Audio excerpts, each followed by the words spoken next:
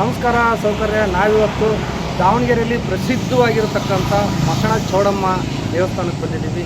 ಇಲ್ಲಿರೋ ಮಹಿಮೆಗಳೇನು, ಈ ದೇವಸ್ಥಾನ ಯಾವಾಗ ಉತ್ಪತ್ತಿ ಆಯಿತು, ಹಾಗೆ ಈ ದೇವಸ್ಥಾನದ ಹಿನ್ನೆಲೆ ಏನು, ಈ ದೇವಸ್ಥಾನದಲ್ಲಿ ಏನೇನು ಮಾಡ್ತಾರೆ, ಏನೇನು ಪೂಜೆಗಳನ್ನು ಮಾಡ್ತಾರೆ, ಇದು ಯಾವಾಗ ಸ್ಥಾಪನೆ ಆಯಿತು ಅನ್ನೋದನ್ನು ಕೂಡ ನಮಗೆ ಪ್ರತಿಯೊಂದು ವಿವರ ಕೂಡ ನಾನು ನಿಮ್ಗೆ ಹೇಳ್ತಾ ಹೋಗ್ತೀನಿ.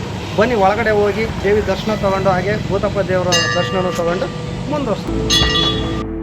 ಸೌಕರ್ಯ ದೇವಸ್ಥಾನದ ಒಳಗಡೆ ಬರ್ತಿದ್ದಂಕ್ಲೇ ದೇವಸ್ಥಾನ ತುಂಬ ಶಾಂತವಾಗಿತ್ತು. ಹಾಗೆ ಅಕ್ಕಪಕ್ಕ ನೋಡಿದಾಗ ಮಾತ್ರ ಜನ ತುಂಬಿ ತುಳುಕ್ತಾ ಇತ್ತು. ಯಾಕೆ ಅಂತ ವಿಚಾರಿಸೋಣ ಅಂತ ಹೋದೆ. ಕೆಲವರೆಲ್ಲ ಮಾತಾಡಿದ್ರು ದೇವಸ್ಥಾನದ ಬಗ್ಗೆ, ಹಾಗೆ ದೇವಿ ಬಗ್ಗೆ. ಹಾಗೆ ಫಸ್ಟು ದೇವಿ ದರ್ಶನ ಮಾಡ್ಕೊಂಬಿಡೋಣ ಅಂತ ಒಳಗಡೆ ಬಂದೆ. ಪಲ್ಲಕ್ಕಿ ನೋಡಿದೆ. ಪಲ್ಲಕ್ಕಿ ಹಾಕಿದೆ, ಅದನ್ನ ಯಾವಾಗ ಮಾಡ್ತಾರೆ ಅನ್ನೋ ಒಂದು ಕುತೂಹಲ ಕೂಡ ನನಗೂ ಇತ್ತು. ಹೇಗಾದರೂ ಮಾಡಿ ತಿಳ್ಕೊಂಬಿಡೋಣ ಅಂತ ಒಂದು ಆಸೆ ಕೂಡ ಬಂತು. ಹಾಗೆ ಫಸ್ಟು ದೇವಿ ದರ್ಶನ ಕೂಡ ಪಡ್ಕೊಂಡೆ. ಪಕ್ಕದಲ್ಲೂ ಕೂಡ ವಿನಾಯಕ ದರ್ಶನ ಕೂಡ ಸಿಕ್ತು.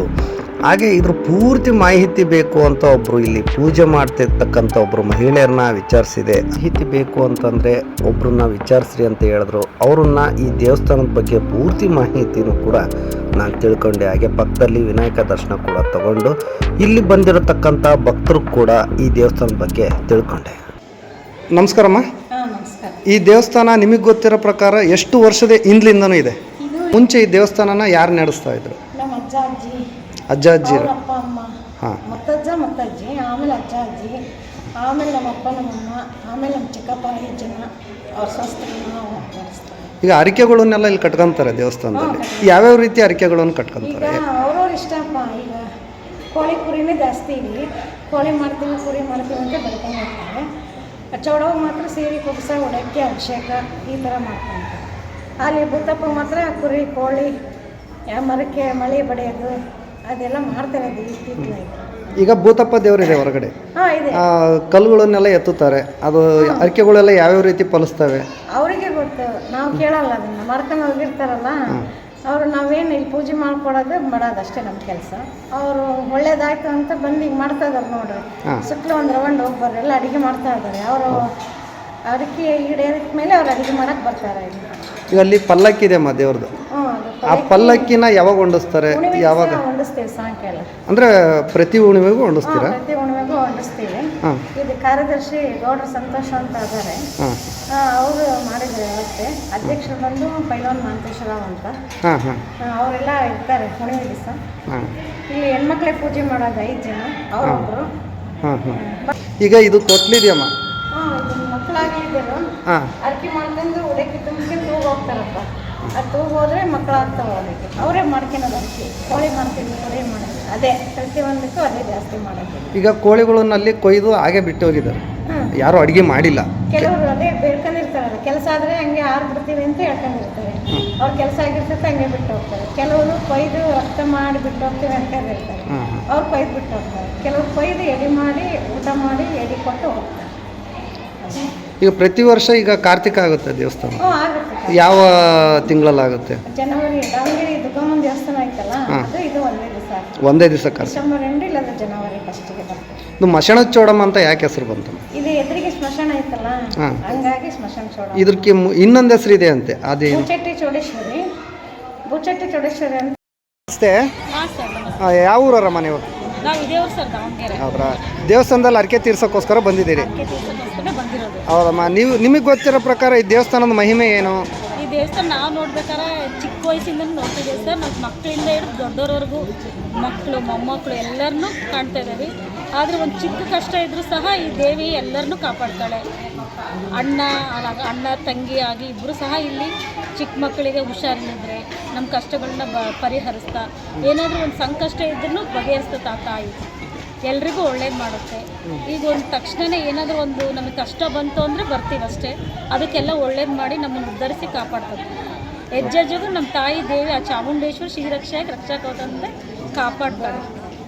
ದೇವಿ ಬಗ್ಗೆ ನೀವೇನು ಹೇಳಕ್ಕೆ ಇಷ್ಟಪಡ್ತೀರಾ? ದೇವಿ ಬಗ್ಗೆ ಭಾಳ ಚೆನ್ನಾಗಿ ನಮ್ಗೆ ಏನು ಅನ್ಕೊಂಡ್ರೆ ಎಷ್ಟಾಗುತ್ತೆ. ಭಾಳ ವರ್ಷದಿಂದ ನಾವು ಇಲ್ಲೇ ಇರೋದು, ಏರಿಯಾದಾಗಿರೋದು ಚೆನ್ನಾಗಾಗುತ್ತೆ. ಅಂದರೆ ಯಾವ ಊರವ್ರು ನೀವು? ನಾವು ಇದೇ ಊರಲ್ಲಿ ಇದೆ, ಪಕ್ಕದ ಊರಲ್ಲಿ. ಹೌದ್ರಾ? ಇದೇ ಏರಿಯಾದಲ್ಲಿ ಇದ್ದೀರಿ? ಹೆಚ್ಚು ಕಡಿಮೆ ಒಂದು 150-200 ವರ್ಷದಿಂದನೂ ದೇವಸ್ಥಾನ ಇದೆ ಅಂತ ಕೇಳ್ಪಟ್ಟಿದ್ದೀವಿ. ನೀವು ನೋಡಿರೋ ಪ್ರಕಾರ ಅಂದರೆ ನಿಮ್ಮ ಮಕ್ಕಳ ಮರಿಗೆ ಅಭಿವೃದ್ಧಿ ಆಗೋದಿರ್ಬೋದು, ಶಾಲೆ ವಿಚಾರದಲ್ಲಿರ್ಬೋದು, ಅಥವಾ ಮನೆ ಕಟ್ಟೋ ಬಗ್ಗೆ, ಅಥವಾ ಮದುವೆ ವಿಚಾರದಲ್ಲಿರ್ಬೋದು ಹರಕೆಗಳನ್ನು ಪೂರೈಸ್ಕೊಂತ ಬಂದಿದ್ದೀರಿ. ನಿಮಗೆ ಭಾಳ ಚೆನ್ನಾಗಾಗಿರೋದು ಅಂದರೆ ಯಾವ ಹರಕೆ ಬಗ್ಗೆ ಹೇಳಕ್ಕೆ ಇಷ್ಟಪಡ್ತೀವಿ? ಪ್ರತಿಯೊಂದು ಅರಕೆನೂ ಚೆನ್ನಾಗೈತೆ. ಮಕ್ಕಳ ಬಗ್ಗೆ, ಸ್ಕೂಲ್ ಬಗ್ಗೆ, ಪ್ರತಿಯೊಂದು ಎಲ್ಲ ಪಾಸ್ ಆಗ್ಯದವು. ನಮ್ಮ ಮನೆ ಬಗ್ಗೆನೂ ಕಟ್ಟಿದ್ವಿ ನಾವು. ಬಂದು ಅಮ್ಮನ ಕೇಳೇ ನಾವೆಲ್ಲ ಇದು ಮಾಡಿರೋದು ಚೆನ್ನಾಗಿದೆ. ಅವ್ರಿಗೆ ಒಳ್ಳೇದಾಗಿರೋದ್ರಿಂದ ಎಲ್ಲ ಕಡೆಯಿಂದನೂ ಬಂದು ಭಕ್ತರು ಹರಕೆ ಸಲ್ಲಿಸ್ತಾರೆ. ಮತ್ತು ಅಮ್ಮಂದು ಹೂವಿನ ಪ್ರಸಾದ ಆಗುತ್ತೆ. ಚೋಡಮ್ಮಂದು ಹೂವಿನ ಪ್ರಸಾದ ಕೊಟ್ಟರೆ ಅದು ನಿಜ ಆಗುತ್ತೆ. ಹಂಗಾಗಿ ಸುಮಾರು ವರ್ಷದಿಂದ ಭಕ್ತರು ಭಾಳ ಜನ ನಡ್ಕೊಂತಾರೆ. ಒಳ್ಳೇದಾಗೈತೆ, ಎಲ್ಲರಿಗೂ ಒಳ್ಳೇದಾಗುತ್ತೆ. ಅಮ್ಮ, ನಿಮಗೆ ಗೊತ್ತಿರೋ ಪ್ರಕಾರ ಈ ದೇವಸ್ಥಾನದ ಶಕ್ತಿ ಬಗ್ಗೆ ಮಾತಾಡಿ. ದೇವಸ್ಥಾನ ಶಕ್ತಿ ಬಗ್ಗೆ ಅಂದರೆ ನಾನು ಇಲ್ಲಿ 35 ವರ್ಷ ಆಯ್ತು ಬರಕತ್ತಿ. ನನ್ನ ಮದುವೆಗೆ 30 ವರ್ಷ ಆಯಿತು. ಅಲ್ಲಿಂದ ಇಲ್ಲಿವರೆಗೂ ಕೆಲವೊಂದು ಬೇಕಾದಷ್ಟು ಪವಾಡಗಳು ನಡೆದಿದ್ದಾವೆ. ಅಮ್ಮಗೆ ಬೇಡ್ಕೊಂಡು ಹೋಗ್ಬೇಕು. ನಮ್ಗೆ ಏನು ಒಳ್ಳೇದಾಗೋದಿದೆ ಅದು ಬೇಡ್ಕೊಂಡ್ರೆ ಒಳ್ಳೆ ಬಗೆಹರಿಸ್ಕೊಡ್ತಾಳೆ. ಇದು ಶಕ್ತಿಪೀಠ. ಯಾವುದೇ ಗಾಳಿ ಗೀಳಿ ದೆವ್ವ ಪೀಡೆ ಪಿಚೆ ಇದ್ದರೆ ಅದನ್ನೆಲ್ಲ ಬಗೆಹರಿಸ್ತಾಳೆ ಅಮ್ಮ. ಮತ್ತು ಮಕ್ಕಳು ಆಗಿಲ್ಲ ಅಂದರೆ, ಎಷ್ಟೋ ಜನಕ್ಕೆ ಮಕ್ಕಳು ಆಗಿಲ್ಲ ಅಂತ ಬಂದು ಅಮ್ಮಗೆ ಅಭಿಷೇಕ ಮಾಡಿಸಿ ಹರಕೆ ಬೇಡ್ಕೊಂಡು ಹೋದರೆ ಉಡಿ ತುಂಬಿಸ್ಕೊಂಡ್ರೆ ಮಕ್ಕಳು ಆಗ್ತವೆ.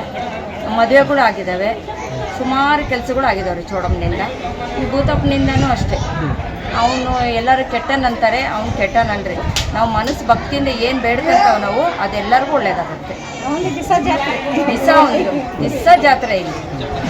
ಅಮ್ಮ, ಈಗ ಈಗಿನ ಕಾಲದಲ್ಲೂ ಕೂಡ ಕಲ್ಗಳು ಮಾತಾಡ್ತವೆ ಅಂತಲೂ ಕೂಡ ಕೇಳಿದ್ವಿ. ಅಂದರೆ ಭೂತಪ್ಪ ದೇವ್ರನ್ನ ನೆನೆಸ್ಕೊಂಡು ಮನಸ್ಸಲ್ಲಿ ಆಗು ಹೋಗುಗಳನ್ನು ನೆನೆಸ್ಕೊಂಡ್ರೆ ಆಗೋದಾದರೆ ಹೇಳುತ್ತೆ, ಆಗೋದಿಲ್ಲ ಅಂತಂದರೆ ಕೂರುತ್ತೆ ಅನ್ನೋದು ಕೇಳ್ಪಟ್ವಿ. ಅದ್ರ ಬಗ್ಗೆ ಏನು ಹೇಳ್ತೀರಿ? ನಾವು ಮನಸ್ಸಿನಿಂದ ನಾವು ಏನೇ ಅನ್ಕೊಂಡ್ರು ಅದು ಆಗುತ್ತಾ ಕೆಲಸ ಅಂತ ಅಗುರಗ್ ಬಾ ಅಂದರೆ ಅಗುರ ಬರುತ್ತೆ. ಆಗುತ್ತೆ ಅಂದರೆ, ಇಲ್ಲ ಅಂದರೆ ಕಲ್ಲಾಗಿ ಕೂತ್ಕೊಳ್ಳುತ್ತೆ, ಗದಿಯಾಗಿ ಕೂತ್ಕೊಳ್ಳುತ್ತೆ. ಅದು ನಡೀತಿರೋದು ನಿಜ. ಇದೆ ಪವಾಡ ನಡೀತಿರೋದು ನಿಜ. ಎಲ್ಲ ಸೌಕರ್ಯ ಹಾಗೆ ಈ ದೇವಸ್ಥಾನದ ಬಗ್ಗೆ ಮಾಹಿತಿ ಕೂಡ ನೀವು ತಿಳ್ಕೊಂಡಿದ್ದೀರಿ. ಯಾರ್ಯಾರಿಗೆ ಮಕ್ಕಳು ಇರಲ್ಲ ಮಕ್ಕಳ ಬಗ್ಗೆ ಕೂಡ ಸಿಕ್ಕಿದೆ. ಹಾಗೆ ಅವ್ರವ್ರ ಹರಕೆಗಳು ಅಂದರೆ ಸ್ಕೂಲಿಗೆ ಮಕ್ಕಳು ಸರಿಯಾಗಿ ರಿಸಲ್ಟ್ ತೆಗಿತಾರಲ್ಲ ಅದು ಕೂಡ ಫಲಿಸಿದೆ. ಹಾಗೆ ಮನೆ ಕಟ್ಟೋರು ಕೇಳ್ಕೊಂಡಿದ್ದಾರೆ, ಮನೆ ಕಟ್ಟೋರು ಕೂಡ ಫಲಿಸಿದೆ. ಹಾಗೆ ಇಲ್ಲಿಗೆ ಬಂದು ಈ ದೇವಸ್ಥಾನದಲ್ಲಿ ಅವ್ರವ್ರ ಹರಕೆಗಳು ಕೂಡ ಯಾವ್ಯಾವ ರೀತಿ ಫಲಿಸ್ತವೆ ಅನ್ನೋದು ಕೂಡ ನೀವು ತಿಳ್ಕೊಂಡಿದ್ದೀರಿ ಅಂತ ಭಾವಿಸ್ತಾ ಈ ವಿಡಿಯೋನ ಇಲ್ಲಿ ಮುಗಿಸ್ತಾ ಇದ್ದೀನಿ. ನಮಸ್ಕಾರ.